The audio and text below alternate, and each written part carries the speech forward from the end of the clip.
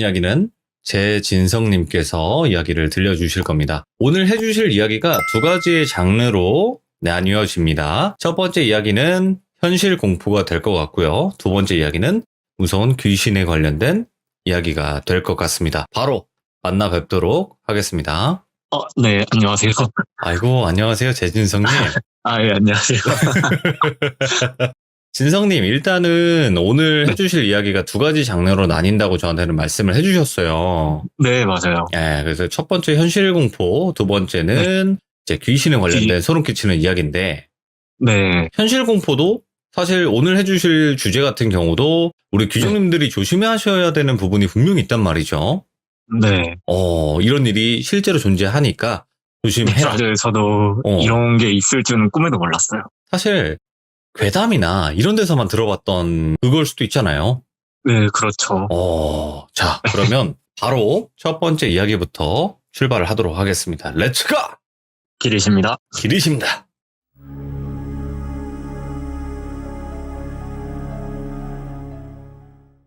제가 오늘 준비한 이야기 총 두 가지인데 먼저 첫 번째 이야기부터 시작하겠습니다. 첫 번째 이야기는 사람에 대한 이야기고 이번에 2022년 4월 달에 최근에 겪었던 일이에요. 친구 2명이랑 있으면서 겪게 된 이야기인데 일단 이야기하기 편하도록 한 명은 사회복지사 그리고 한 명은 백수 이렇게 말씀드리겠습니다. 그 사회복지사 친구 부탁으로 어쩌다 보니까 제가 반강제적으로 봉사활동을 하게 됐어요. 근데 이게 제가 혼자만 좀 죽기 싫은 그런 성격이라서 백수 친구도 같이 끌고 가서 봉사활동을 하게 된 거거든요. 네, 그 사회복지사 친구 같은 경우는 진짜 직업이 사회복지사다 보니까 봉사활동을 불평 없이 하고 있는데 어떻게 보면은 저랑 그 백수 친구는 반강제적으로 봉사활동을 하게 된 거잖아요. 그것도 이제 저희가 사는 지역이 아니라 좀 멀리 넘어가가지고 이제 봉사활동을 해야 되는 거였거든요. 그래서 너무 하기가 싫은 거예요. 그래가지고 그 백수 친구랑 둘이 중간중간 흡연이랑 뭐 화장실 핑계로 나와가지고 조금 농땡이를 부렸거든요. 그래가지고 점심 먹고 백수랑 둘이 나와가지고 밖에서 흡연을 하고 있는데 어떤 여성분이 저한테 뒤에서 이제 오빠 이러면서 부르더라고요, 저를. 근데 저는 인맥이 별로 안 넓어가지고 이 근방에는 아는 사람도 없는데 누구지? 하고 이렇게 뒤돌아봤는데 옛날에 어렸을 때 친했었던 친구 여동생이 있는데 그 여동생이 저를 불렀더라고요. 이게 제가 사는 지역이 아니고 타 지역이다 보니까 타 지역 와가지고 봉사활동하는데 칭의해가지고 너가 왜 여기 있냐고 서울에 사는 애가 너가 왜 여기까지 어쩐 일이냐고 물어봤더니 그 여동생이 이제 근방에 취업이 돼가지고 자취하려고 방 알아보고 있다 이러는 거예요. 그래가지고 일단은 뭐 취업된 거는 축하할 일이니까 뭐 별로 안 친하긴 한데 취업돼서 축하한다 이러고 여동생도 제가 왜 여기 있는지 모르니까 왜 여기 있냐고 뭐 이런 식으로 하면서 서로 이런저런 얘기 나누고 있었는데 그 얘기를 하는데 여동생 옆에서 계속 서성거리는 어떤 아저씨가 한 분 계셨거든요. 예? 근데 그 아저씨가 갑자기 오더니만 시간이 없다고 빨리 가자고 막 이렇게 말하더라고요. 예. 제가 이제 그 친구랑은 친했으니까 어렸을 때 그 아버님을 봤는데 그 아버님 얼굴이 그렇게 안 생겼으니까 궁금해가지고 누구시냐고 여쭤봤는데 그 여동생이 같이 방 보러 다니는 공인중개사분이라고 이렇게 얘기를 하더라고요. 예. 그래서 말은 안 하고 속으로만 좀 인상이 험악하게 생겨가지고 공인중개사분인데 되게 인상이 험악하게 생겼다 이러고 약간 여동생 그 표정을 봤는데 좀 안절부절 못하는 모습이랄까? 좋지 않은 뭔가 촉이 그런 게 있잖아요. 뭐야? 그런 게 좀 느껴지더라고요. 그래서 제가 솔직히 그 여동생이랑 뭐 엄청 친하고 그런 게 아니고 친구 동생이다 보니까 그냥 얼굴만 알고 인사만 주고받던 그런 어색한 그 정도 사이? 여동생도 솔직히 알 거예요. 저랑 어색한지. 근데 자꾸만 오빠는 요즘 뭐 하면서 지내? 결혼은 언제? 뭐 여자친구는 있고? 이런 식으로 막 좀 친한 척? 이런 거를 말 거는 게 느껴지는 거예요. 예. 그 자리를 자꾸만 안 떠나려고 하는 느낌? 그래가지고 저희끼리 계속 얘기하고 있다 보니까 그 공인중개사가 와서 손 잡으면서 끌면서 빨리 가야 되지 않냐고 계속 이러고 있을 거냐고 방 보러 온 거냐고 수다 떨러 온 거냐고 뭐 이런 식으로 좀 정색하면서 이렇게 말을 하더라고요.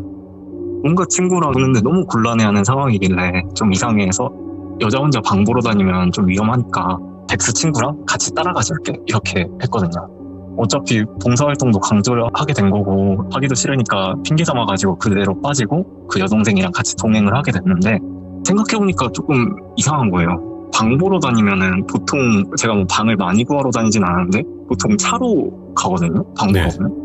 근데 왜 걸어가고 있냐 이랬더니만은 그 방이 약간 외진 곳이라서 차 들어오기가 힘들어서 근처에다가 차 대고 걸어가고 있었던 길에 저를 만난 거였대요. 예. 그래서 이제 뭐 저희끼리 이런저런 얘기하고 있는데 뒤에서 그 공인중개사가 계속 누구한테 전화를 하면서 무슨 이상한 말로 대화를 하더라고요. 예. 근데 이게 제가 좀 지식이 얕아서 그런 건지는 모르겠지만 외국어는 아닌 것 같은데 중국어는 확실히 아니었고 무슨 말로 계속 대화를 하다가 한 15분 정도 걸어가니까 매물 현장까지 도착을 했어요. 현장까지 도착을 했으니까 집 내부를 살펴봐야 되는 거잖아요. 예. 그래서 내부를 살펴보려고 하는데 그 공인중개사가 갑자기 막더니 집 앞에서 이 집은 왠지 마음에 안 드실 것 같다고 다른 매물 보러 가자고 갑자기 그러는 거예요. 예. 저는 약간 시작을 했으면 끝을 봐야 되는 성격이거든요. 그래서 제가 이제 여기까지 15분 걸어서 왔는데 마음에 들지 안 들지는 내부 구경하고 방 구하는 이 동생이 판단을 하는 거니까 걸어온 게 아까우니까 빨리 그냥 보고 마음에 들지 안 들지 판단하고 가면 되는 거 아니냐 그랬지만 계속 막더라고요. 예. 그래서 아니 그러면은 여기까지 왜 걸어오겠냐 해서 뭐 따지고 있다가 갑자기 문이 벌컥 열리는데 그 집에서 어떤 남자분이 딱 나오는 거예요. 그래서 이제 깜짝 놀라가지고 누구냐고 했더니만은 공인중개사 갑자기 당황하면서 아 이분이 이 집 주인이라고 막 당황하면서 막 얘기를 하더라고요. 근데 어디서 들었는데 공인중개사랑 같이 방을 보러 가면은 보통 이제 집주인이 불편하니까 잠깐 자리 비웠을 때 이렇게 방 보러 오는 경우가 많다고 들었는데 뭐 아닌 경우도 있긴 하겠지만 그리고 공인중개사랑 집주인인가 아는 사이인가 뭐 이런 생각도 들고 세상에 뭐 이런 저런 일이 있으니까 그럴 수도 있겠거니 하고 그거는 넘어갔어요. 그리고 이제 집안 내부 구경을 바로 시작했고 일단 그 여동생은 직접 방을 보는 사람이니까 물이 잘 나오는지 화장실이랑 이제 싱크대 이런 데 수압 탱크하고 곰팡이 있는지 뭐 인테리어 하자 있는지 이런 거 보고 있었고 저는 이제 제가 살 것도 아니니까 그냥 대충 그냥 구경하고 있었죠. 네. 근데 심심하니까 그냥 쭉 둘러보다 보니까 이게 거기가 투룸이거든요. 예. 그래서 꽤 괜찮네 하면서 보니까 이제 붙박이장이 좀 큰 게 있더라고요. 엄청 큰 게. 그래서 저는 아무 생각도 없이 수납 공간 넓다 이러면서 붙박이장을 열었거든요. 근데 열자마자 진짜 온몸에 소름이 확 돋았던 게 붙박이장 안에 남자 2명이 있는 거예요. 그래서 제가 진짜 저도 너무 소름 돋아가지고 악 이렇게 큰 소리로 소리 질렀더니만 이제 사람들이 몰려왔죠. 백수 친구는 이제 집주인한테 이분 뭐냐, 이분 뭔데 이러고 있냐 이러고 막 따지고 그리고 여동생은 놀라가지고 다리에 힘 풀려서 바닥에 주저앉고 엄청 겁에 질린 모습이더라고요. 근데 뭐 저희가 이제 해결할 상황이 아니니까 제가 이제 경찰에 신고할 거라고 했거든요. 그래서 경찰에 신고하고 신고한다고 뭐 경찰분들이 바로 오지는 않으니까 밖에 나가서 여동생 진정시키고 집주인한테는 저랑 백수 친구랑 해서 같이 따졌죠. 왜 여기 숨어있냐. 솔직히 이상하잖아요, 너무. 근데 이제 집주인이 갑자기 능청스럽게 일하는 거예요. 자기 아들들이라고. 근데 아들들이 선천적으로 장애가 있어서 거기 숨바꼭질하고 있었는데 방 보러 와서 너무 당황스럽고 거기까지 열어볼 줄은 몰랐대요. 왜 열어보냐고 적반하장으로 저희한테 화를 막 내더라고요. 너무 이상하다 이거. 근데 제가 봤을 때는 뭐 제가 잘못 봤을 수도 있지만 그 집주인이라고 하는 사람이 한 40대 초반 정도 돼 보이고요. 예. 그리고 그 붙박이장 안에 있는 남자 2명은 한 넓게 잡아도 30대 중후반? 그 정도로 돼 보이는데 무슨 헛소리냐고 이게 뭐 10살에 결혼하셨냐고 막 이렇게 뭐 좀 세게 나갔거든요. 네. 그리고 또 이상한 게 숨바꼭질을 한다고 진짜 다 봐주고 숨바꼭질을 한다고 치더라도 숨바꼭질을 무슨 카메라들을 들고 숨바꼭질을 하냐고 말이 되는 소리를 하라고 따졌거든요, 제가. 카메라? 네, 카메라 들고 있었어요. 예. 근데 지금 생각해보면 그때 좀 용감했던 것 같은데 뭐 어차피 경찰에 신고했으니까 설마 무슨 일 안 나겠지 하는 생각으로 막 강하게 따졌더니 이렇게 하나하나 따지는 동안 경찰분들 도착했고 이러이러한 사정이 있었다 이렇게 얘기를 했더니 경찰분들 입장에서는 그 동생한테 혹시 뭐 피해가 있었냐 이렇게 물어보는데 딱히 그 동생이 아직 뭘 당하거나 뭐 이런 게 아니니까 예. 당장 할 수 있는 조치가 없다고 그러더라고요. 근데 이게 진짜 뭐 아직 벌어진 일이 없고 아무것도 없으니까 어쩔 수 없는 상황은 맞긴 한데 이게 저희 쪽에서는 그래도 이건 아니지 않냐. 다른 피해가 생기면 어쩔 거냐 뭐 이렇게 얘기를 하고 있는데 여동생이 조금 진정이 됐나 봐요. 그래서 경찰한테 얘기를 하더라고요. 이전에 무슨 일 있었던 거 맞고 그 공인중개사랑 오기 전에 둘이서 차량으로 이동했잖아요. 차량으로 올 때 공인중개사가 만나자마자 위협하면서 핸드폰을 뺏어갔대요. 예. 그리고 방 구경 다음에는 돌려줄 거라고 그냥 핸드폰을 뺏어갔다고 말을 하더라고요. 예. 그리고 차 안에서 공인중개사가 귀엽게 생겼는데 남자친구는 있는지, 뭐 남자 몇 번 사귀어봤는지, 뭐 원래 집은 어디냐, 부모님이랑 같이 살았냐, 며칠 뭐 집에 안 들어가면 걱정하시는 편이냐, 뭐 이런 식으로 물어봤대요. 예. 그리고 뭐 이제 성적인 발언도 있는데 약간 뭐 차에서 안전벨트를 하다 보면 여성분들 같은 경우는 상체 부분이 약간 도드라지는 그런 현상도 있잖아요. 아, 그렇죠, 그럴 그렇죠. 때는 그 안전벨트를 한 거를 보고 몸매가 조금 좋아 보이네, 뭐 사이즈가 어떠니 이러면서 뭐 성희롱 관련 그런 걸 막 했다고 하더라고요. 예. 그러니까 이제 경찰들은 핸드폰을 뺏어갖고 성희롱이 될 수 있는 발언을 했으니까 그게 맞냐고 공인중개사한테 물어봤는데 공인중개사가 당당하게 전혀 아니라는 거예요. 핸드폰을 얼추 봤는데 배터리가 없어가지고 제가 충전해드리려고 잠깐 서비스 차원에 동의된 내용이고 보관하고 있었던 거라고, 여자분이 달라고 했으면은 줬었을 거다 이렇게 능청스럽게 말을 했대요. 예. 그래가지고 저는 그걸 못 듣고 그냥 경찰 한 분이랑 얘기하고 있었는데 친구가 이건 얘기해 준 거고, 딸 아이 같아가지고 가족관계에 대해서 살짝 물어본 거고 전혀 성희롱적인 이런 발언은 안 했다고 이렇게 하다가 제가 이걸 들었으니까 차량으로 이동했잖아요. 그러면은 블랙박스에 녹화나 이게 녹음이 돼 있으니까 그렇지, 그렇지. 제가 그래서 이제 바로 블랙박스 조사해보자고 경찰 데리고 갔거든요. 그래서 공인중개사 차량에서 블랙박스를 조사했는데 이게 진짜 어이없었던 게 블랙박스가 원래 고장이 난 건지 갑자기 진짜 작동이 안 된 건지는 몰라도 공인중개사가 옆에서 저게 언제 고장이 났었지? 뭐 이러고 있더라고요. 네. 진짜 작동이 안 되고 있었던 거니까. 그러니까 자기는 그런 발언을 한 적도 없고 핸드폰은 충전 차원에서 맡겨놓고 뭐 이런 거니까 진짜 증거도 없고 뭐 범죄도 없으니까 어쩔 수 없다고 하고, 시원하게 공인중개사는 이제 핸드폰 충전 다 됐네요 이러면서 핸드폰 돌려주고 오해하게 할 만한 행동 미안하다고 사과하고 경찰한테 연락처 알려주고 떠났어요. 그리고 예. 아무것도 조치된 건 없고 경찰이랑 저희는 여동생한테 앞으로는 혼자서 방 보러 다니지 말라고 웬만해서는, 그리고 핸드폰도 뭐 아무한테나 맡기지 말고 이렇게 뭐 경찰이 가고 약간 찜찜하게 종결이 되긴 했는데 결과적으로는 아무 일이 없긴 했지만 혹시라도 뭐 저희가 그때 동행을 안 했거나 만약에 제가 그 여동생을 못 만났더라면 어떻게 됐을지 약간 아찔하고 소름 돋는 그런 순간이었습니다. 와, 어떻게 그 순간에 만난 것도 신기하다. 와. 네, 그러게요.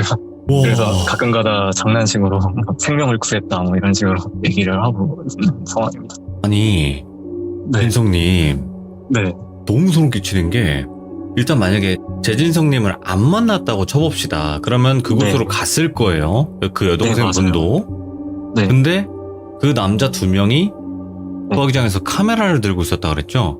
네. 이유가 뭘까요? 그것도 경찰한테 말을 했더니만 예. 뭐 카메라로 누굴 찍었냐고 이렇게 얘기를 하더라고요. 찍은 것도 아니고 그냥 들고 있었는데 그거에 대해서 저희가 어떻게 할 수도 없고, 이유는 제가 생각을 그냥 추측인데 요즘 뭐 그런 안 좋은 그런 아마도 그런 걸 이제 생각했어요. 몹쓸 짓을 하면서 네, 그거를 촬영해서 어디 저- 얘기도 못하게 만드는 좀 그런 나쁜? 네, 그런 걸로 이제 추측으로 생각을 했는데 그럴 확률이 높다고 생각합니다. 저도. 와, 이게 지금 현실로 지금 있는 거죠? 이렇게. 네, 이거 지역이 어디였어요? 타 지역이었으니까 말씀만 해주세요. 왜냐면 그 지역에서 이게, 네. 조심해야 되는 부분도 있는 거니까 지금 여기가. 평택이라고 말씀을 드리겠습니다. 평택. 네. 진짜 너무 소름 끼친다. 그거 얼마나 놀라셨을까. 그 저도. 어렸을 때. 보고 나서 너무 놀래가지고 진짜 세상에서 제일 큰 비명을 지른 것 같거든요. 저도 놀란 상황이라서. 근데 진짜로 조심하세요. 공인중개사인 척 하면서 그런 범죄 수법이 있나 보네 지금. 네, 그래서 만약에 좀 주의를 해야 될 게 제 생각이긴 하지만 여성이든 남성이든 혼자서 만약에 방을 보러 갔는데 조금 뭔가가 이상하다 싶으면 주변 사람한테 어디로 방을 보러 간다라고 이렇게 뭐 직접적으로 얘기는 한 번 정도는 해야 될 것 같아요. 그쵸. 택시 탈 때 번호 이렇게 찍듯이. 네, 와, 진짜 소름 끼치네 이거. 진짜 조심하셔야 됩니다 여러분들. 이건 공인중개사가 아니잖아요. 이 사람들은 범죄 그쵸. 집단인 거잖아요. 네. 자, 그러면 다음 이야기는 전혀 다른 귀신에 관련된 이야기가 준비가 되어 있으신데 맞나요? 네, 맞습니다. 자, 바로 갈게요. 두 번째 이야기 같은 경우도 그 일을 겪고 당일날에 있었던 일이에요. 여동생 보내고 나서 저랑 이제 백수 친구가 여동생 위험하니까 터미널까지 바래다주고 버스 타는 곳까지 배웅을 해줬거든요. 그러던 중 이제 사회복지사 친구는 봉사활동 마저 끝내고 저희랑 합류를 했고 사회복지사 친구한테 이러이러한 일이 있었다. 걔네 집 가가지고 술 한잔하면서 이러이러한 일이 있었다. 이러면서 얘기를 하는데 얘기하다 보니까 좀 많이 소름 끼치는 상황이잖아요. 그래서 서로가 이제 지금까지 살면서 각자 무서운 일 겪은 거 한 번씩 말해보자고 이렇게 돌아가면서 얘기를 하다가 제 이야기도 한번 하고 백수 친구 이야기도 하고 그 사회복지사 친구 얘기도 이렇게 나오는데 그 사회복지사 친구에 대한 얘기입니다. 사회복지사 친구가 2020년에 겪은 일인데 사회복지사 친구를 좀 간단하게 소개시켜드리면은 그 친구가 저희 중학교 때쯤 아버님께서 교통사고로 돌아가시고 어머님께서 암투병 하시다가 2018년도쯤에 돌아가셨거든요. 예. 그래서 그 친구가 약간 이제 너무 힘들고 아픔 잊어보려고 한 1년 반 정도 전혀 쉬질 않고 열심히 일하고 자기 개발해서 조금 더 안정적인 사회복지사로 이직을 한 거예요. 예. 사회복지사 같은 경우 저희가 서울 쪽에 있다가 평택으로 이렇게 근무지가 변경이 되면서 서울에서 평택이 너무 출퇴근이 힘드니까 그쪽으로 새로 집을 구하려고 장만을 하려고 이사를 되는 상황이어서 그 전에 돌아가신 어머님 사망보험금이랑 어머님이랑 같이 살던 집 팔고 대출하고 이렇게 받아가지고 2020년 1월 말쯤에 젊은 나이에 집을 장만을 했어요. 네. 그래서 그 친구가 집을 샀으니까 집들이하러 한번 가야 되는 거잖아요. 제가 그 당시에 2020년 1월 말쯤에 집들이 겸 그 친구 청소도 도와주고 뭐 술도 먹으려고 이제 갔어요. 그래가지고 가서 친구 집 청소 도와주고 이제부터 이 인생 꽃펴라 하면서 뭐 이제 좋은 얘기도 해주고 이렇게 저는 하루를 보내고 다음날 저는 제가 살던 곳으로 다시 올라갔습니다. 근데 제가 집들이를 한 뒤로부터 그 사회복지사 친구한테 안 좋은 일이 생겼대요. 퇴근하면은 매일 밤 한 11시부터 자정 넘어가는 그 시간쯤 그때 이제 문 앞에서 누가 벨을 누르고 문 좀 열어달라고 남잔지도 모르는 여잔지도 모르는 약간 중성적인 목소리로 문 좀 열어줘, 문 좀 열어줘 뭐 이런 소리가 계속 들린다고 하더라고요. 예. 요즘 또 이제 세상이 흉흉하다 보니까 혼자 있을 때 모르는 사람한테 문 열어주긴 그러니까 인터폰으로 누구시냐고 집 잘못 찾아오신 거 아니냐고 이렇게 얘기를 했는데 밖에서는 아무 말이 없더래요. 근데 문을 열어가지고 확인하기 너무 무서우니까 인터폰 카메라로 확인할 수 있잖아요. 그래서 카메라를 딱 봤는데 카메라로 얼굴이나 한번 볼까 싶어서 카메라 보니까 누가 일부러 그 손으로 카메라 가린 것처럼 뿌옇게만 보이고 안 보였다 그러더라고요. 그래서 그 친구가 밤에 혼자 있으니까 이런 일 벌어지니까 너무 무서워서 경찰에 신고를 했더니 신고받은 경찰은 출동을 했더니 집 앞에는 이미 아무도 없었다고 그렇게 말을 했대요. 그 당일날은 한번 누가 잘못했겠거니 하면서 마무리되고 그 다음날 또 다음날 그냥 거의 매일 밤마다 매번 그 밤 11시에서 자정 사이에 그 상황이 계속 벌어지는 거예요. 그래서 그때마다 이제 경찰한테 여러 번 신고를 했고 경찰 쪽에서는 출동을 했는데 아무도 없고 아무 일도 없으니까 계속 이런 식으로 신고를 하면은 허위 신고로 책임을 물을 수도 있다고 갔대요. 사회복지사 친구는 혼자서만 이제 계속 미쳐가는 거죠. 그 친구가 원래 좀 살아왔던 환경이 그런지 몰라도 힘들어도 꾹 참고 남한테 얘기를 잘 안 하는 성격이라서 저희도 전혀 몰랐던 이야기거든요. 그래서 혼자 이제 어떻게 해야 될까 하면서 인터폰을 꺼놨대요. 벨을 계속 눌러주니까 꺼놨는데 꺼놓으니까 누가 쾅쾅쾅 이러면서 문을 두드리고 문 좀 열어줘, 문 좀 열어줘 이렇게 얘기를 했대요. 이도저도 안 되는 상황이니까 친구가 이제 결심하고 누가 벨을 누르면은 문을 한번 열어보자 이 생각을 했죠. 어차피 경찰도 도와주지도 않고 직접 해결해야 되는 상황이니까. 맨정신으로는 조금 힘드니까 술 먹으면 없던 용기가 생기니까 이제 술 한 병 먹고 혹시라도 모르니까 호신용 스프레이 구매하고 한 손에는 야구방망이 들고 항상 그 벨 눌리는 밤 11시부터 해가지고 문 앞에 이렇게 신발장 앞에 이렇게 있었는데 어김없이 그 시간에 벨이 딱 눌렸대요. 눌리자마자 문고리 걸고 문을 딱 열었는데 아무도 없었대요. 문 열고 나서 봤는데 밖에는 아무도 없었대요. 누가 도망가는 흔적이라도 있으면 센서 등이라도 켜지거나 밤이니까 복도에 아무리 천천히 내려가더라도 살짝 소리라도 뭐 내려가는 소리라도 들릴 텐데 아무 소리도 안 났다는 거예요. 예. 그래서 일단 문을 닫고 한 번 또 올까봐 기다리는데 1시간이 지나도 초인종이 안 눌려졌대요. 친구는 다음날 출근해야 되니까 잠을 잤고 다음날 밤이 됐는데 내일 밤 울렸으니까 오늘도 또 울리겠지 하고 이번에는 꼭 잡고 말겠다 해가지고 아예 밖에서 문 앞에서 그냥 기다리고 있었거든요. 올라오는 게 누가 보일 거 아니에요. 네. 그래서 기다리고 있었는데 아무도 안 왔대요. 그 한 자정 넘을 때까지. 그래서 이제 친구 생각은 한 번 문 여니까 쫄아서 이제 안 오나 보다. 누가 밤마다 장난친 거겠지 하고 잠을 잤는데 그날 밤부터 이제 잠 잘 때마다 지속적으로 악몽도 꾸고 가위 같은 거에 시달렸대요. 몸이 무겁고 이제 움직이지도 않고 누가 막 쾅쾅거리면서 거실을 막 뛰어다니는 소리도 들리고 변기 물 내려가는 소리 들리고 혼자서 혼잣말하는 소리도 들리고 뭐 이런 식으로 들리다가 잠결에 깨가지고 자세하게 들어보니까 내용이 드디어 열렸네. 어딨지? 보여야 하는데? 뭐 이런 소리가 들렸고요. 그래서 이 친구는 누가 말하니까 우리 집에 나 혼자밖에 없는데 누가 있지 하면서 이제 나가보려고 해도 가위에 눌린 것처럼 몸이 안 움직이니까 계속 그 소리만 들은 채 잠을 거의 설쳤다고 하더라고요. 그 현상이 있고 한 2, 3일 뒤에 다른 말이 없고 그냥 방문이 쾅쾅 막 열렸다 닫혔다는 그런 소리 나면서 어딨지? 어디 있을까? 대체 어디 갔을까? 뭐 이런 소리가 들렸대요. 그 뒤로도 한 2, 3일 또 지나니까 여기 있나? 이러면서 이 방 밖에는 없는데? 이러면서 그 앞에서 친구 자는 방문 앞에서 그 소리가 멈췄대요. 근데 그때 그 문 좀 열어줘 하는 그 중성적인 목소리랑 비슷했고 그 소리 같다고 얘기를 했더라고요. 그래가지고 이제 그 친구 잠자는 방문을 계속 두드렸대요. 계속. 근데 이제 손으로 왜 문을 두드리면 막 똑똑 이런 소리나 얕은 소리가 들리잖아요. 네네. 근데 이제 친구 입장에서는 직접 본 건 아니지만 문 밖에서 들렸던 소리는 문을 두드렸다기보다는 둔탁한 뭐 이런 소리가 났다는 거예요. 예. 누가 약간 머리를 문에 박는 것 같은 그런 둔탁한 소리? 근데 이제 친구 몸은 침대에서 움직이지 않고 눈만 떠진 상태에서 정신만 계속 깨어있는 상태에서 한참을 퉁퉁 이런 소리가 들리더니 소리가 멈췄대요. 가만히 있다가 5분 뒤 퉁퉁퉁퉁퉁 문 좀 열어줘 하면서 문고리가 흔들리는?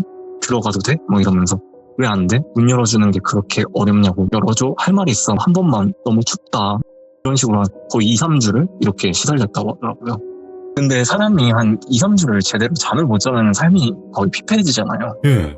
그래서 병원 가서 수면제도 처방받고 잠을 자려고 했는데 효과 없고 어김없이 그 시간에 깨가지고 누가 퉁퉁퉁 거리고 있고 그러니까 계속 그 현상이 발생이 되는 거고 내 친구는 계속 미쳐가는 거죠. 어느 날 퇴근하고 집에 들어가야 되는데 그런 상황이 계속 반복되니까 솔직히 누가 집에 들어가고 싶겠어요. 안 들어가지. 네, 퇴근하고 집 앞까지는 왔는데 막상 들어갈 용기가 없으니까 하염없이 공동현관 앞에서 담배만 피고 있었는데 아파트 공동현관 앞에 어떤 여성분이 들어가지도 않고 계속 담배 피고 있는 친구 쪽을 노려보면서 공동현관 앞을 계속 서성이고 있었대요. 친구도 그때는 2월달이었으니까 날도 추우니까 밖에 있을 수는 없고 집에 들어가야 하는 상황이라 공동현관 비밀번호 입력하려고 이렇게 들어갔는데 그 앞에서 서성거리던 여성분도 같이 따라 들어갔다고 하더라고요. 근데 엘리베이터 타는데 여성분이 층을 눌러야 되잖아요. 네. 안 누르고 친구는 뭔가 이상해서 자기도 안 누르고 있는데 옆에 있는 엘리베이터 걸로 자기 어리 쓰다듬는 척하면서 봤는데 거울에 비춰지는 게 여자가 계속 쳐다보고 있었대요. 말도 없이. 근데 이제 무서운 상황이니까 일단은 본인이 사는 14층 버튼을 누르고 약간 느낌이 쎄해서 여성분한테 혹시 몇 층 사시냐고 이랬는데 말이 없고 계속 째려보고 있었다고 하더라고요. 속으로는 너무 무섭기도 하니까 근데 혹시 이웃일 수도 있잖아요. 14층에 같이 사는 이웃일 수도 있으니까 그냥 아무 말 없이 가만히 있는데 엘리베이터가 이제 14층에 도착하고 친구가 이제 내리려고 하니까 그 여자가 어깨를 탁 잡더니 말을 걸었대요. 맞네. 역시 맞네. 지금 네가 여기 사는구나. 이렇게 얘기를 해서 친구는 놀라가지고 이제 누구시냐고 물어봤는데 여성분이 너 지금 위험한 상황인 거 아냐고 부적을 왜 띄었냐고 2년 동안 붙어 있어야 됐는데 왜 띄었냐고 이런 식으로 언성 높이면서 말을 하더래요. 친구는 이제 무슨 소린지도 모르고 다짜고짜 반말을 하니까 뭐 하시는 분이냐고 이거 놓으시라고 이렇게 했는데 친구가 이주하기 전에 이전 집주인이 있었을 거 아니에요. 그 이전 집주인이 살았을 때 부적 붙여주고 간 무당이래요. 그래서 본인이 2년 동안 부적을 제거하지 말라고 이전 집주인한테 얘기를 해줬는데 그 이전 집주인이 그 얘기를 안 해준 거냐 이렇게 얘기를 했는데, 친구 같은 경우는 이전 집주인을 만난 게 아니라 부동산 업자 만나서 계약한 거고, 이전 집주인이랑은 얘기 한 번도 없었고, 처음에 입주할 때 남은 물건들은 다 옵션이니까 버리던지 쓰던지 뭐 맘대로 하라고 친구한테 맡기고 그냥 집만 팔고 나갔대요. 아니, 계약할 때 그렇게- 만나잖아요. 네, 근데 만나야 되는데 대리인을 썼대요. 아, 인감이랑 이런 거 해서 대리인을 써서 그냥 그것만 이제 남은 물건을 쓰고 버리든지만 하는데 거의 다 새 거였다고 하더라고요. TV나 뭐 좀 괜찮은 거. 그래가지고 이제 그런 거 있으면은 솔직히 돈 아끼는 거니까 TV랑 침대는 안 버리고 놔뒀대요. 근데 자기가 TV랑 침대는 놔뒀다 하고 무당한테 이렇게 얘기를 하는데, 무당이 시끄럽고 집 문 열어보라고 이렇게 했는데, 무당이 문 열고 집 들어가자마자 자면서 이미 발자국이 다 찍혔어 이렇게 얘기를 했대요. 아, 살아있는 게 용하다고. 이렇게 쓱 한번 훑어보다가 그래도 저 방 앞에서는 발걸음이 멈췄네? 이러는 거예요. 그 친구가 항상 자던 방 앞에서. 그리고 이 친구 자던 그 드레스를 싹 걷었는데, 친구 눈에 보였던 침대 밑에는 부적이 한 20몇 장이 다닥다닥 붙어 있었던 거예요. 근데 집주인이 써도 된다는 그 옵션으로 쓴 거기 때문에 안 버리고 쓴 건데, 무당이 이 부적이랑 침대가 널 살렸네 이러면서, 혹시 너 뭐 거실에서 잠잤거나 다른 방에서 잠잤으면은 이미 이 세상 사람 아니라고 뭐 이렇게 언성 높이면서 그렇게 얘기를 했다더라고요. 그래서 그냥 촛불 켜고 뭐 이상한 의식 같은 거 한번 하고, 부적을 원래 있었던데 다시 붙여주고, 신발장이랑 문 앞에도 다시 한번 붙여주고, 한 번 다시 붙였으니까 2년이 필요하다고 했대요. 특히 신발장에 있는 부적은 절대 떼지 말래요. 그 부적이 떨어져서 그렇게 된 거라고. 예. 그리고 2년 동안 지금 겪었던 이 일은 절대 아무한테도 말아야 된다고 이렇게 얘기를 했고, 친구는 당연히 궁금하니까 혹시 뭐 여기서 누가 죽었냐, 자기가 집 주인이니까 무슨 일이 있었는지 물어봤는데, 다행히 뭐 집 안에서는 죽질 않았대요. 그리고 깊게 알려고 하면은 귀신이 이 집에 들어오려는 원한이 더 커질 거라서 위험하다고 그렇게 말을 했대요. 이전 집주인이랑도 그렇게 얘기가 됐었던 거고, 혹시라도 무슨 일이 있으면은 본인 찾아오라고 이렇게 하고 갔대요. 가고 나서 무당 다녀온 다음에는 다행히도 그런 소리도 안 들리고 그냥 잠도 편하게 자고 악몽도 안 꾸고 가위도 안 눌리고. 그런데 그 일 겪고 나서 한 1년 정도 흘렀을 땐가 좀 잊혀질 때쯤에 그 사회복지사 친구가 당시 사귀던 여자친구가 있었는데, 그 여자친구한테 차이고 나서 술을 진탕 먹고 버스 정류장에서 잠을 자고 있었대요. 근데 다행히도 누가 신고를 했는지 경찰이 와서 깨워가지고 집까지 귀가를 시켜줬는데, 그때 출동한 경찰분 한 명이 엘리베이터 앞에서 친구한테 이렇게 말했대요. 혹시 옛날에 누가 밤마다 초인종 누른다고 여러 번 신고하신 그 14층에 그 집주인분 맞으시냐 했는데, 친구가 처음엔 신고를 했잖아요. 친구가 맞다고 했더니 본인이 그때 출동했던 경찰 중에 한 명인데, 그때 3대 경찰이 있어서 눈치 보여서 말씀 못 드렸던 얘기가 있었다. 사실인지는 몰라도 이 아파트 단지에 2가지 소문이 있는데 사실관계는 확인되지 않는데 알고 계셔라 이러면서 얘기를 했대요. 첫 번째는 웬 노숙자가 14층 복도에서 겨울에 자다가 저체온증으로 사망했다 이런 소문도 있고, 두 번째는 어떤 가족이 살았는데 딸 헤어진 남자친구가 집 앞까지 와서 문 두드리면서 열어달라고 했는데 무서우니까 아무도 안 열어줘서 창문 열고 그 앞에서 죽었다나 뭐 이런 소문이 돌았고, 정확히 몇 동인지는 모르고 14층인 것까지만 알고 있다, 그냥 들리는 소문이다 이렇게만 얘기를 했대요. 그래서 그 경찰도 이제 호기심에 궁금해서 그러는데, 혹시 그간 무슨 일 없으셨냐 이렇게 경찰이 물어봤다는 거예요. 근데 이제 친구가 술이 취해서 당연히 있었죠 이렇게 얘기를 하려고 했는데, 순간 갑자기 그 무당이 했던 말이 기억나더래요. 2년 네. 동안 아무한테도 말하지 말라고 했던 거. 순간 정신 확 들고 경찰한테 말할 뻔했다가 아무 일도 없었다고 바래다줘서 감사하다고 하고 경찰한테 인사를 하고 가는데, 엘리베이터 문 닫힐 때쯤에 살짝 그 틈 사이로 경찰이랑 눈이 마주쳤는데, 경찰이 살짝 이상한 미소를 짓고 있었다고 하더라고요. 그리고 아무 이유도 없이 온몸에 소름이 쫙 돌고 혼자서 그런 생각을 했대요. 원래 경찰이 혼자만 다녔나? 이런 생각이 들더래요. 원래 2인 1조로 다니는데 그래가지고 이제 무서워서 소름이 확 끼쳐서 출동한 지구대나 이 파출소 그쪽에다가 물어보고 싶었는데 그냥 안 좋은 기억이니까 다 잊자고 안 물어봤다고 하더라고요. 그리고 별탈 없이 2년이 지나가지고 저희한테 그 당일날 그 얘기를 해줬고 이제 허락 맡아서 이렇게 알려드리게 됐습니다. 우와. 그리고 이건 전에인데 그 당일날 있었던 얘기거든요. 제가 얘기를 듣다가 소름이 2번 돋았어요. 일단은 처음에 그 집들이 할 때 제가 청소를 도와줬다 했잖아요. 청소를 도와줄 때 신발장에 있는 부적을 제가 뺀 거. 아, 범인이구나. 네. 그거는 이제 주인공한테 사과를 하고 용서를 구했습니다. 그리고 무서운 이야기 하면서 그냥 얘기하면은 그러니까 저희도 분위기를 내려고 무서운 BGM을 유튜브에다가 쳐가지고 무서운 BGM을 틀어놓고 얘기를 했는데 그 BGM이 제가 알기로 30분 조금 안 되는 음악이었거든요. 그리고 이제 제 얘기도 하고 친구 얘기도 하고 이 친구 얘기도 하고 막 하니까 30분이 넘어가는 시간이잖아요. 네. 그래가지고 얘기가 다 끝나고 음악을 제가 끄려고 보니까 이미 다 들어가지고 정지가 돼 있는데 음악은 계속 흘러나오는 거예요. 그래서 제가 야 얘기 끝났으니까 음악 꺼라 이랬더니 그랬더니 소리가 멈추는 거예요. 근데 친구 둘이서 저한테 그러는 거예요. 뭔 소리냐 네가 음악 틀어놓고? 이렇게 되는데 이거는 어떻게 된 건지 모르겠어요. 친구들은 자기들이 안 틀었다고 저는 분명히 튼 게 맞는데 30분 이후에 남은 시간 동안 흘러나왔던 음악은 누구 건지 모르겠더라고요. 뭐야. 여기까지입니다. 와. 네, 진성님 많이 떨리셨죠? 아, 네, 맞습니다. 아, 근데 떨려도 이렇게 그냥 할 말 다 하시고 이렇게 소름 끼치게 만드시는 분이 정말 또 계시는구나 이런 생각이 또 들어요. 와, 근데 첫 번째 이야기도 정말 네. 무서웠지만 두 번째도 이거 보통 얘기는 아니네요. 네.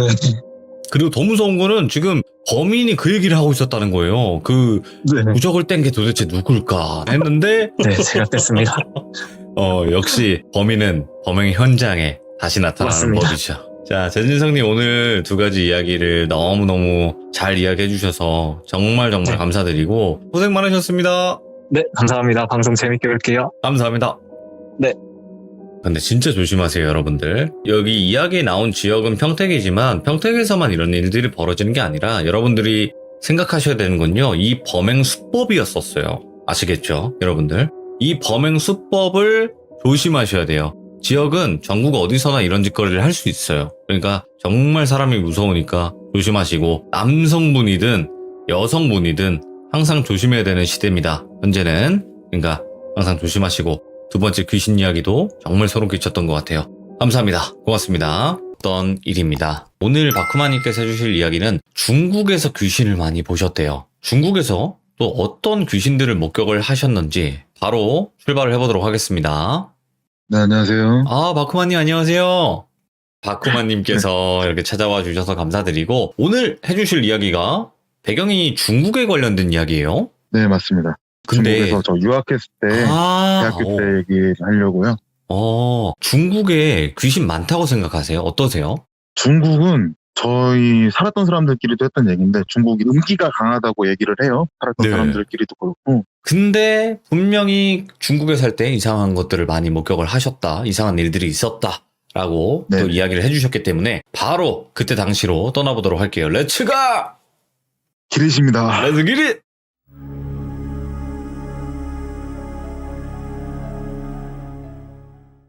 저는 올해 36된 자영업 종사자고요. 이 이야기는 이제 고등학교 시절 얘기예요. 네. 그러니까 처음 시작이 고등학교 시절부터 시작이 돼요.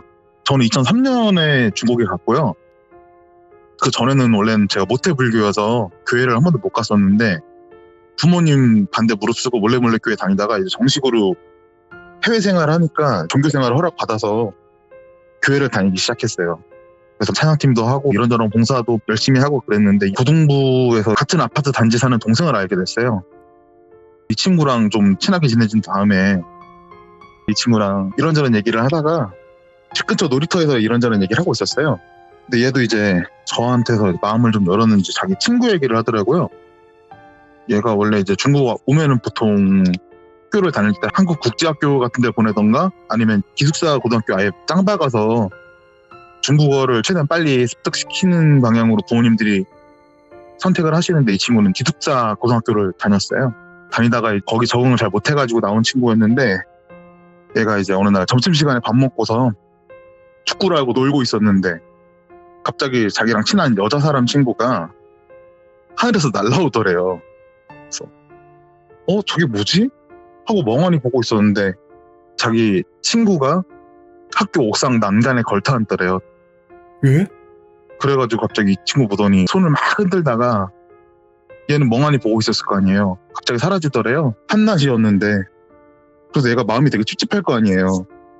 한국에 전화를 해보고 그랬는데 저희 때는 카카오톡 이런 것도 없으니까 연락이 안 되는 거예요. 통 연락이 안 돼서 얘가 부랴부랴 한국에 나갔어요. 친구 찾아가려고 나갔는데 이 친구가 이미 이 세상 사람이 아니더라고요. 제가 기억이 확실치 않을 수도 있는데 스스로 명을 좀 달리했다고. 그래서 이 친구가 속상한 마음에 이 친구 모셔놓은 데 가서 멍하니 있다가 허망하게 이제 인사만 하고 왔나 봐요. 근데 저희가 어쨌든 만난 데가 교회니까 아이고 어쩌니 그 친구 좋은 데 가게 해달라고 기도라도 좀 하고 좀 그러지. 그랬더니 동생이 되게 씁쓸하게 막 웃더라고요. 웃으면서 제가 안 해봤겠습니까? 저도 다 해봤는데 할 때마다 이상한 일 생겨서 무서워서 더 못하겠다고 그러는 거예요. 무슨 이상한 일이 생겨 그랬더니 얘가 말을 더 안 하더라고요. 근데 그날따라 좀 바람이 많이 불었어요. 놀이터 있는데 거기는 저희 앞에 있는 그네가 갑자기 막 흔들리는 거예요. 바람 불어서 그런가 보다 했는데 이게 흔들리는 속도가 점점 빨라져요. 막 사람이 타고 있는 것처럼 막 계속 빨라지다가 기분이 쎄하잖아요. 어둡기도 하고 계속 쳐다보고 있으니까 막 웃는 소리 들리는 것 같고 기분이 너무 이상해가지고 야 집에 가자 하고서 얘 먼저 집에 데려다 주고 저희 집에 가야 돼요. 길이. 그래서 가는 길에 한 번 더 그 동생한테 야 그래도 이왕 이렇게 얘기 나온 김에 한 번 더 기도라도 해보자. 나도 같이 할게 하고서 이 친구 말고 제 친구도 그렇게 간 친구가 있어가지고 마음이 좀 그래가지고 그 말 하고 촉으로 좀 기도를 했어요. 이 친구 좋은 데 좀 가게 해주세요 그랬는데 중국이 그때쯤 막 경제 상황이 좋아져서 아파트 단지에 차가 빼곡했어요. 사람이 워낙 많으니까 저희 중심으로 거짓말처럼 물에다가 돌 던지면 막 물이 퍼지잖아요. 중심원 그리면서 저희 중심으로 차량 안전장치 있잖아요. 빵빵빵 울리는 거. 삐삐삐삐 이러는 거. 저희 중심으로 이게 퍼져 나가는 거야. 빵빵빵빵빵빵 삑삑삑삑삑삑삑 하면서 오, 예. 한 40-50대 울려요. 차가 계속 울리니까 옆에 차 울리니까 또 울릴 거 아니에요. 이게 점점 크게 울리는 거예요. 그래서 한밤중에 차량이 그렇게 막 수십대가 울리는데 정신 나가겠더라고요. 그래서 우선 얼른 이 친구 보내고 저도 계속 뒤돌아보면서 막 찝찝해하면서 집에 갔던 게 시작이에요. 이제 이상한 경험 같은 게. 오. 그래서 중간에 있었던 짜잘한 것들 빼고 제가 나이가 들어서 대학교를 가게 됐어요. 대학교는 상하이로 넘어갔거든요. 상하이로 넘어가서 9월달이 신학기예요. 중국은. 한국은 한 3월달이 신학기잖아요. 네. 근데 제가 집을 어쩌다가 잘못 구해가지고 같이 진학한 친구들한테 얹혀 살았어요. 그래서 9월 초에 같이 살기 시작하다가 10월 말쯤에 아무래도 집을 구해야겠어서 거기 있던 친구랑 같이, 그러니까 저까지 5명이 살다가 한 명 데리고 나와서 같은 아파트 옆동에 방을 구한 거예요. 근데 집이 가격 대비 너무 좋은 거예요. 넓고 깨끗하고 뭐 집주인도 쿨한 것 같고. 그래서 집 본 다음날 바로 들어갔어요. 근데 한 일주일 지난 날 점점 이상한 점이 하나둘씩 나타나는 거예요. 계약도 너무 쿨거래였고 집주인도 집 계약하자고 하니까 바로 반색하고 바로 넘겨버렸거든요. 살고 있었는데 본인이 계약한다고 하니까 바로 다음날 나가버리는 거예요. 이 사람이. 그래서 기억나는 게 첫 번째로 제일 이상하게 집 자체는 깨끗했어요. 아무 냄새도 안 나고. 네. 근데 주방 입구 들어갈 때만 막 썩은 내가 나는 거예요. 그것도 주로 고기나 음식물 쓰레기 같은 거 썩는 냄새 있잖아요. 그런 썩은 내가 나는 거예요. 근데 주방 들어가면 또 막상 냄새가 안 나요.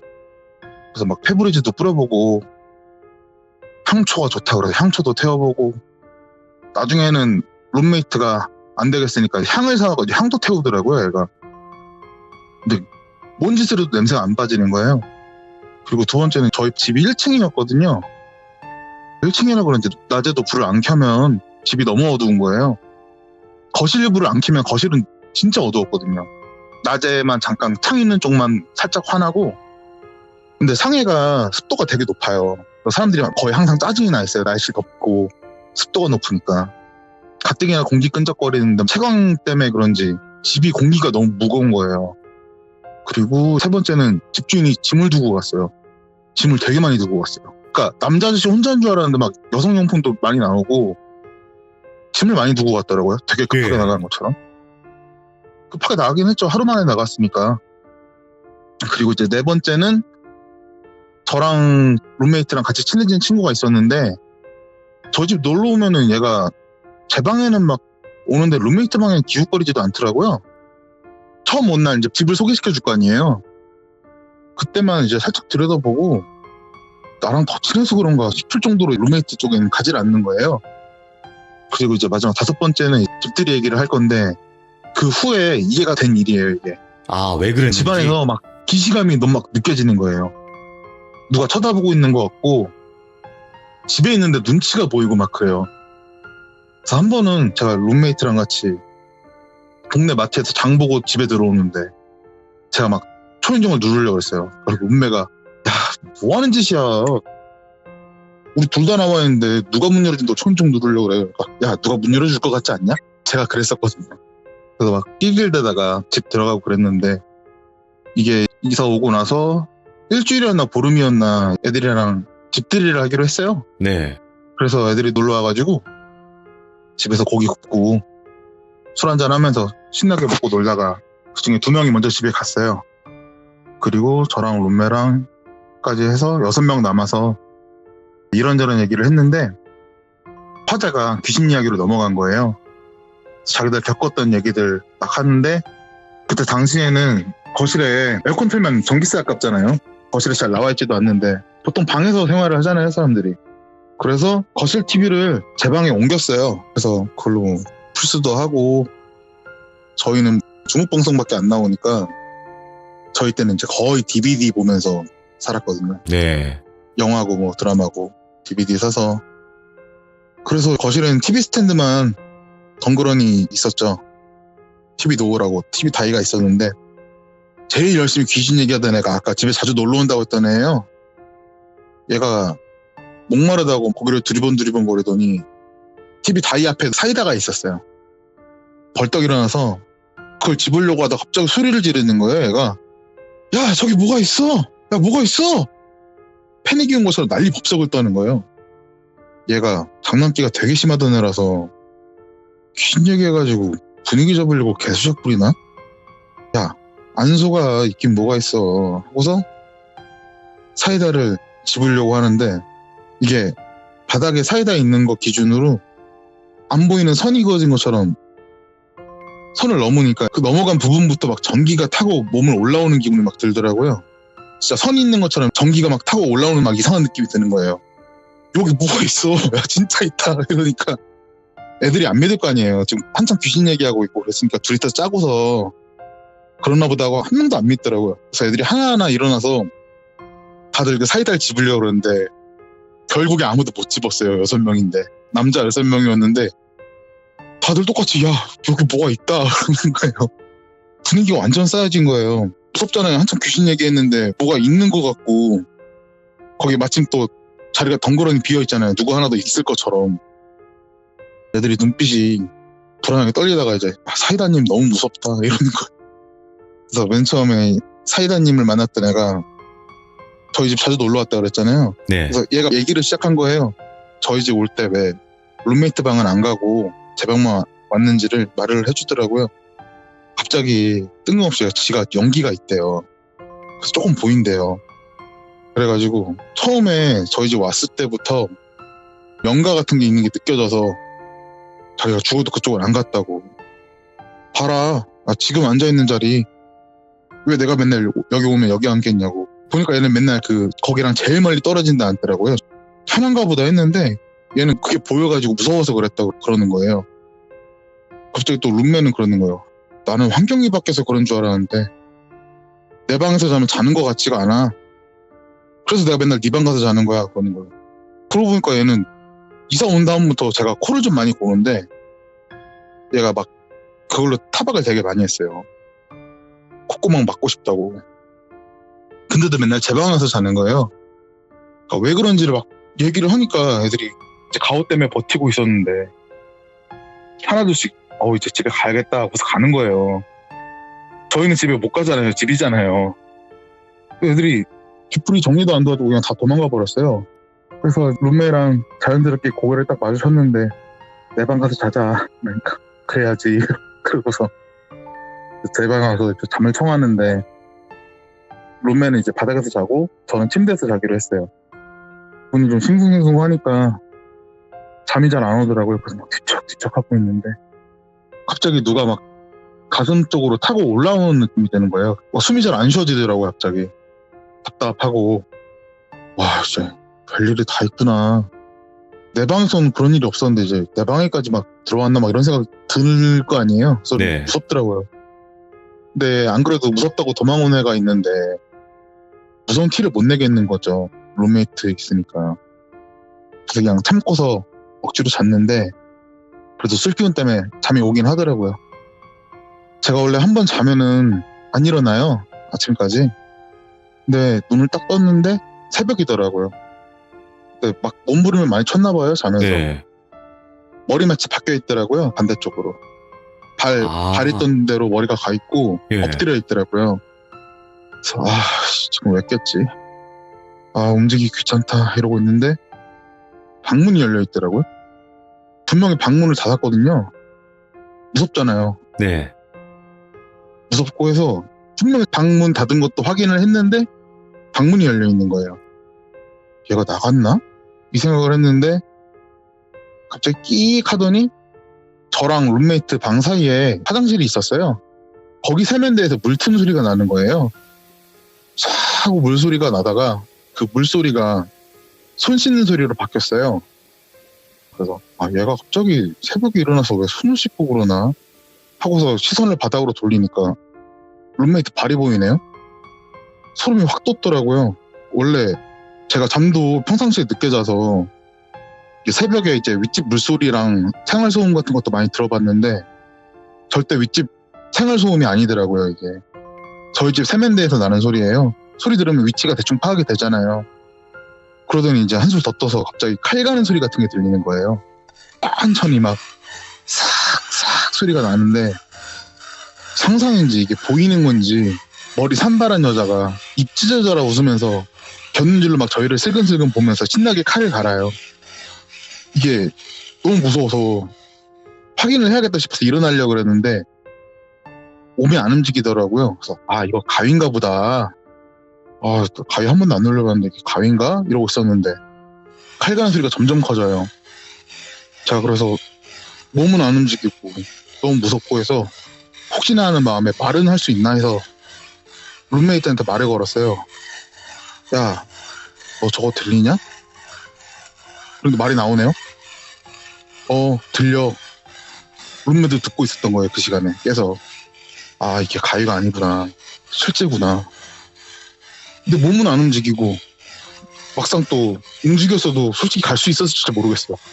막 무서워서 덜덜 떨고 있는데 한참 칼 갈다가 손 씻는 소리로 다시 바뀌더라고요. 그래서 이렇게 끝난 건가? 이제 칼을 다 갈아서 손을 다시 씻고 오려 그러는 건가?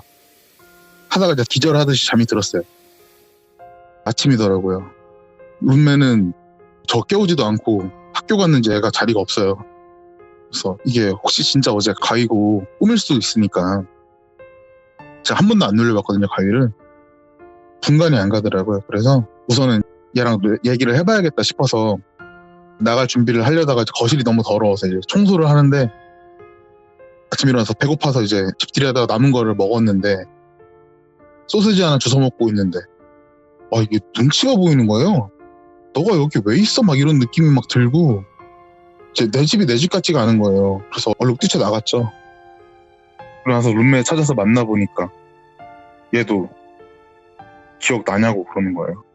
얘도 똑같은 걸 경험을 한 거죠. 저랑 같은 상황을. 얘도 가위인지 아닌지 긴가민가 했는데 학교에서 만난 어제 연가 볼 수 있다고 그러던 친구는 자기 집 가는 길에 자전거 타고 집에 가는데 집에 있던 놈 중 하나가 쫓아와가지고 무서워 죽을 뻔했다 그러고. 그래서 저희는 이제 집에는 못 들어가겠고 PC방에 갔어요. 그래서 귀신, 액마기, 퇴마 막 이런 걸 한참 찾았는데 아마추어가 잘못 가불면 더 큰일 난다는 얘기밖에 없는 거예요. 그렇죠. 방법은 막 소금 뿌리고 뭐 팥 뿌리고 어쩌라 저쩌라 하는데 무당집에 갈 수도 없고 중국에서. 그러니까 부엌에서 나는 썩은 내는 그게 귀치가 아닐까요? 막 이런 얘기밖에 못 듣고 이게 귀신이 귀치라고 저마다 냄새가 있다 그러더라고요. 근데 이제 썩은 내는 좀 안 좋은 귀신. 예, 되게 안 좋은 귀신이라고 그러더라고요. 그게 물귀신은 막 물 비린내 나고 그런다 그러더라고요. 손 벌릴 때가 교회밖에 없는데 솔직히 교회도 못 믿겠더라고요.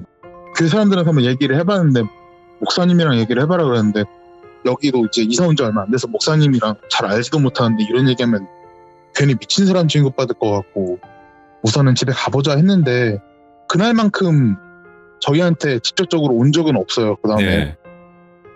그래서 이제 맨날 불편한 그 기시감만 느끼고 눈치만 보면서 있었던 거죠. 보증금은 날리긴 아깝잖아요. 그래서 겨우겨우 4개월 동안 버텼는데 더 못 살겠더라고요. 저희가 한 번은 썩은 내가 너무 나서 집주인 좀 조폭 같지 않냐? 시체 한번 찾아보자 하고 온 집안을 뒤집은 적도 한 번 있어요. 짐을 막 너무 많이 두고 갔으니까. 저희가 정신병 걸릴 것 같더라고요. 그래서 결국엔 이제 4개월 만에 집 빼고 집주인도 잡지도 않아요. 그래? 하고 그냥 바로 방 빼더라고요. 그냥 가라고? 네, 그냥 가래요. 그 다음에 구한 집이 우선 채광부터 봤어요. 햇빛 잘 들어오는 집. 어두운 집은 아니더라고요. 그래서 그 다음부터는 항상 이사 다닐 때 채광부터 확인하고 불 한번 꺼보게 되더라고요. 이제 얼마나 어두운지. 그리고 나서 이제 방학이 돼서 집에 돌아왔어요. 집에 돌아와서 이제 엄마한테 얘기를 할 거 아니에요. 그 생활비 다 보내주시니까 집은 왜 뺐어? 이사는 왜 갔어? 그러시는 거예요. 그래서 이러저러한 일이 있었다 하고 엄마랑 같이 밤에 저희 아파트 단지 산책하면서 얘기를 하고 있었는데 엄마는 또 무슨 일이 있을까봐 말도 못 하잖아요. 네. 걱정하고 있을 테니까. 얼굴 본 김에 얘기를 했어요. 근데 그 아파트 단지를 돌고 있는데 저 앞에서 사람이 하나가 막 열심히 걸어오더라고요. 근데 아파트 단지가 그 안에 가로등이 있는데 가로등을 싹 켜놓은 게 아니고 하나는 켜놓고 하나는 꺼놓고 이런 식으로 하나 건너 하나만 이렇게 켜져 있었는데 조명이 막 어두워서 그런지 앞에 오는 사람 모습이 좀 이상한 거예요. 이게 걷는 것도 아니고 뛰는 것도 아니고 얼굴도 안 보이는 것 같고 이게 뭐 검은 형체가 막 팔다리 막 휘적휘적 젓는 것처럼 묘한 속도로 오는데 제 앞으로 쭉 오니까 계속 봤어요. 근데 뭔지 모르겠어요. 뭐지 하고 고개를 천천히 돌리는데 옆에 돌 때까지만 해도 있었는데 고개를 완전히 뒤로 돌리니까 없어진 거예요. 그게 마침 그 집 얘기를 엄마한테 하고 있었는데 너무 무서워서 엄마 나 이상한 거 본 것 같다고 지금 뭐 지나갔다고 빨리 집에 가자고 해서 이제 어머니 모시고 집 들어갔고 이게 제가 그 집에 한 4개월 살았다 그랬잖아요. 네. 그때 이후로 좀 영안이 좀 트인 것 같아요. 지금은 덜한데 예전에는 막 짤막짤막하게 몇 개씩 막 봤었거든요. 예. 다른 분들처럼 막 본 건 아니고 이게 외국이라 그런지 뭐 어떻게 손볼 일도 없어가지고 막 다른 분들 얘기처럼 도움도 못 받고 그냥 그래서 얘기가 두 손 없는데 우선 오늘은 이 정도 얘기하면 될 것 같아요.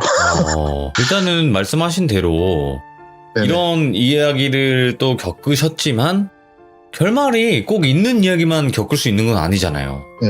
어떤 결말이진 않지만 그래도 거기서 따라온 걸까? 또 여러 가지 상황들을 유추해 볼 수 있는, 그리고 그 집에 살 때 그 냄새가 잊혀지지도 않고 이상한 현상들, 어떤 모습이 정확하게 묘사가 되거나 보이지는 않았지만 그 집에 살 땐 정말 나 혼자 있는 듯한 그런 느낌이 아니었다, 그런 거잖아요. 박구마님께서 오늘 또 중국에 유학을 가셨을 때 실제로 겪었던 한 집에 관련된 이야기를 들려주셨는데 정말 그 당시 그 현장에 있었으면 정말 무서웠을 것 같아요. 제 생각에도. 저희는 그다음부터 집에 혼자 못 있었어요. 아무도. 그치 무섭죠 당연히. 오늘 그 당시의 이야기를 또 들려주셔가지고 너무 감사드리고 오늘도 또 열심히 끝까지 사연 마무리 잘 해주셔서 감사드립니다. 항상 좋은 일만 가득하세요. 네, 앞으로는. 감사합니다. 네, 감사합니다. 네. 저희도 항상 아이고. 잘 되시길 빌겠습니다. 고맙습니다. 오늘 푹 주무세요. 감사합니다. 네, 감사합니다. 네. 근데 중국 유학을 가거나 아니면 중국에서 또 이런 일들을 겪었던 경험담이 또 시드무에 몇 번 있어요, 여러분들. 근데 뭐 중국이란 나라 때문에 그렇다기보다도 그 집이 아마 이상하지 않았을까라는 생각을 해볼 수 있는 또 집에 관련된 무서운 이야기였습니다. 시청해주신 모든 분들 감사드립니다. 고맙습니다.